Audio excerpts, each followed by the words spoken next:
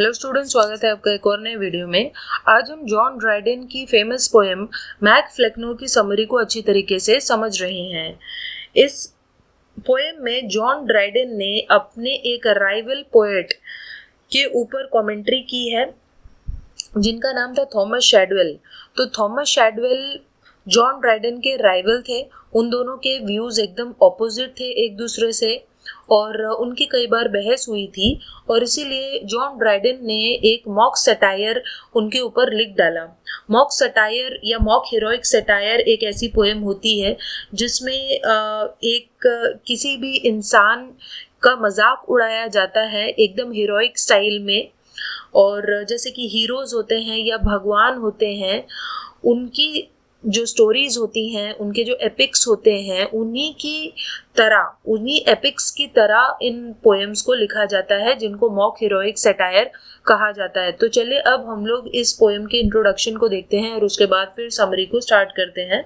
So MAC फ्लेक्नो का पूरा title है मैक फ्लेक्नो और a satire upon the true blue protestant poet T S. तो टीएस जो यहाँ पर शॉर्ट फॉर्म है वो थॉमस शैडवेल के लिए है और ट्रू ब्लू का मतलब होता है एकदम कट्टर या एकदम लॉयल, और प्रोटेस्टेंट थे थॉमस शैडवेल, इसीलिए उन्हें ट्रू ब्लू प्रोटेस्टेंट कहा गया है। और जैसे मैंने कहा आपको कि ये जो पोएम है वो एक मॉक हीरोइक सटायर है और थॉमस शैडवेल के ऊपर ये एक डायरेक्ट अटैक करती हुई पोएम है और इसे लिखा गया था 1678 में और पब्लिश किया गया था अराउंड 1682 में। Mac Flecknoe is the outcome of a series of disagreements between Thomas Shadwell and Dryden. Mac Flecknoe इसलिए लिखी थी ड्राइडन ने क्योंकि वो थॉमस शैडवेल के साथ उनकी बहुत ही जोरदार एक बार बहस हो गई थी। उनके व्यूज एकदम अलग थे और इसी वजह से उन्होंने थॉमस शैडवेल का मजाक उड़ाने के लिए इस पोएम को लिखा। तो चलिए अब हम लोग पोएम की समरी को देखते हैं और इस पोएम के बारे में और समझते हैं।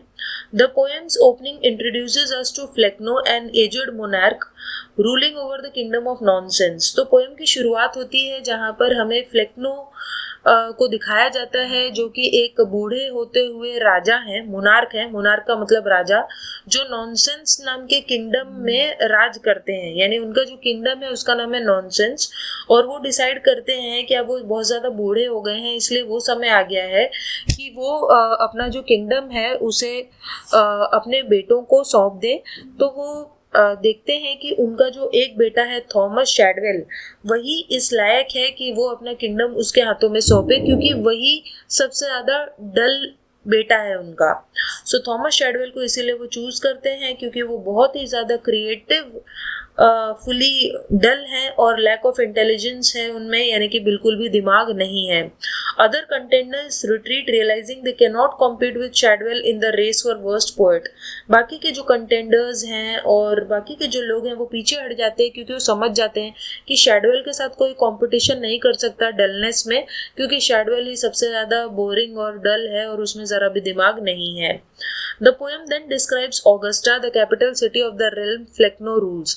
उसके बाद फिर पोएम जो है वो फ्लेक्नो जहाँ राज करते हैं जिस किंगडम में, उसकी कैपिटल सिटी का नाम है ऑगस्टा। तो पोएम ऑगस्टा जगह को डिस्क्राइब करती है और बताती है कि ये जो जगह है वो बहुत ही ज़्यादा सड़ती हुई जगह है, डिकेइंग जगह है, जहाँ पर ब्रोथल्स हैं यानी प्रोस्टिट्यूट्स वगैरह यहाँ काम करती हैं और यहाँ के टावर्स एकदम रून्ड हैं, यानी कि ख़राब होते हुए बिल्डिंग्स हैं। Good poets and playwrights dare not enter here. और अच्छे पोएम लिखने वाले जो अच्छे पोएट्स हैं और अच्छे ड्रामा लिखने वाले जो प्ले राइट्स हैं वो यहाँ कभी नहीं आते क्योंकि ये जो जगह है वो बहुत ही डिबेस्ड है, ख़राब है और यहाँ पे सिर्फ विटलेस यानी बिना दिमाग के लोग रहते हैं। उसके बाद फिर जो नरेटर हैं पोएम के वो हमें एम्प्रेस फेम के बारे में बताते हैं, यानी जो वहाँ की जो रानी है उसका नाम है एम्प्रेस फेम, जो ये न्यूज़ सुनाती है कि जो शैडवेल है उसे नॉनसेंस का राजा बना दिया जाएगा।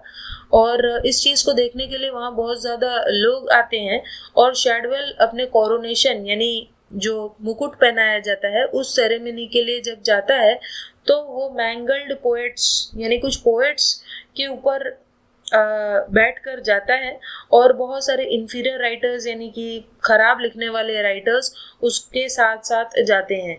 जैसे जैसे कोरोनेशन शुरू होता है यानी ताज पोशी की रस्म शुरू होती है, ताज पहनाने की, ड्राइडन डिस्क्राइब करते हैं कि कैसे जो सड़कें हैं are filled with the limbs of other poets, यानी वहाँ पर बाकी के पोएट्स आ जाते हैं, जिससे ये पता चलता है कि जो शैडवेल है उसे ये पोजीशन इसीलिए दी गई क्योंकि वो बहुत ज़्यादा डल था और टैलेंटेड राइटर्स को पीछा छोड़ता हुआ वो इस पोजीशन में आगे गया है। They watch as Shadwell was to uphold the extreme dullness and fogginess of the kingdom, और वो लोग देखते हैं कि कैसे शैडवेल कसम खा रहा है कि वो अपनी जो डलनेस है उसे कायम रखेगा और ये जो किंगडम में ज़रा भी क्लैरिटी नहीं है, फॉगीनेस है, उसे वो बरकरार रखेगा और कभी भी क्लैरिटी नहीं आने देगा। During his coronation the oil used to anoint a new king is replaced by ale signifying the poet's dullness। तो उस कोरोनेशन सेरेमनी में वो ऑयल जो इस्तेमाल किया जाता है किसी नए राजा को अनॉइंट करने में, यानी कि थोड़ा सा तेल लगाया जाता है एक न्यू राजा के माथे पर, लेकिन यहाँ पर तेल की जगह एल यानी कि शराब लगाई जाती है, इसीलिए क्योंकि वो जो पोएट है वो बहुत ज़्यादा डल है, तो वो शराब से और ज़्यादा, ताकि वो डलनेस में चला जाए, उसे नशा चढ़ जाए, इसलिए। Once more the poet mentions human waste and links it with Shadwell's writing and compares him with a historical figure Hannibal. तो एक बार फिर से पोएट जो हैं वो कहते हैं कि शैडवेल जो भी लिखता है उसकी जो राइटिंग है वो ह्यूमन वेस्ट की तरह है, यानी यूरिन की तरह है और गंदगी की तरह है। और उसके बाद फिर पोएट जो हैं वो शैडवेल को एक हिस्टोरिकल फिगर यानी हिस्ट्री में जो फेमस एक फिगर है हैनिबल, उसके साथ कंपेयर करते हैं। और जो हैनिबल था वो लड़ाई करने के लिए जाना जाता था और इसीलिए यहाँ पर कंपेयर कर रहे हैं पोएट शैडवेल को हैनिबल से और कह रहे हैं कि जैसे वो लड़ाई किया करता था हैनिबल, उसी तरीके से शैडवेल भी हमेशा विट से लड़ाई करता रहेगा, यानी समझदारी और इंटेलिजेंस से लड़ाई करता रहेगा और डलनेस को हमेशा वो रिप्लेस करता रहेगा, यानी समझदारी को डिस्ट्रॉय करके उसकी जगह पे वो डलनेस लाता रहेगा। His father then offers a blessing, prophesying that Shadwell will be a powerful inspiration to other poets। उसके बाद उसके जो फादर हैं शैडवेल के, मैक फ्लेक्नो, वो ब्लेस करते हैं शैडवेल को और कहते हैं कि तुम बाकी के पोएट्स के लिए इंस्पिरेशन बनोगे ताकि बाकी के पोएट्स भी तुम्हारी तरह बन सकें और ख़राब लिटरेचर प्रोड्यूस कर सकें, बोरिंग राइटिंग प्रोड्यूस कर सकें। Flecknoe calls on his son to use his father as a role model and the inferior writer Ogilvy but bans his imitating such talented figures as Johnson and Fletcher। तो Flecknoe जो है वो अपने बेटे को बुलाता है और कहता है कि तुम अपने फादर को रोल मॉडल समझना, जैसे मैं कम समझदार हूँ, कम इंटेलिजेंट हूँ, मेरी तरह बनना, या इन्फीरियर राइटर यानी ख़राब राइटर ऑगलबी की तरह बनना, लेकिन तुम टैलेंटेड लोगों की तरह बिल्कुल मत बनना, जैसे कि जॉनसन या फ्लेचर हैं उनकी तरह बिल्कुल मत बनना। यहाँ पर बेन जॉनसन की बात हो रही है। तो वो कहते हैं कि होशियार लोगों की तरह या होशियार पोएट्स और ड्रामेटिस्ट की तरह बिल्कुल भी मत बनना, तुम कम समझदार ही रहना, कम इंटेलिजेंट ही रहना, डल ही रहना। उसके बाद जैसे जैसे पोएम ख़त्म होने को आती है, फ्लेक्नो जो है वो अपने बेटे को नया राजा बना देता है और a philosophy of poetry that elevates the insipid and banal, calling on his son to write tragedies that make people smile and comedies that put people to sleep। और वो कहता है कि तुम अपनी जो सभ्यता है उसको बरकरार रखना और पोइट्री बिल्कुल वैसी ही लिखना जो एकदम बोरिंग है। इंसिपिड और बैनल का मतलब होता है बोरिंग। और वो कहता है कि तुम ऐसी ट्रेजेडीज लिखना जिसको पढ़कर लोगों को हंसी आए। तो ऑब्वियसली किसी ट्रेजेडी को पढ़कर हंसी नहीं आनी चाहिए, लेकिन यहाँ पर वो अपने बेटे को समझाता है कि तुम ज़रूर ऐसी ट्रेजेडी लिखना जिसमें लोगों को हंसी आए और ऐसी कॉमेडी लिखना जो पढ़कर लोग सो जाएं। और उसके बाद फ्लेक्नो कंक्लूड करता है और कहता है अपने लड़के को not to focus on real place, please अच्छे प्लेस कभी मत लिखना, बस एक्रोस्टिक्स और एनाग्राम्स यानी कि शॉर्ट फॉर्म्स वगैरह जो यूज़ किए जाते हैं उन्हें एनाग्राम्स कहा जाता है। तो इस तरीके से तुम शॉर्टकट वगैरह मारना, कभी भी किसी सीरियस प्ले को बिल्कुल मत लिखना।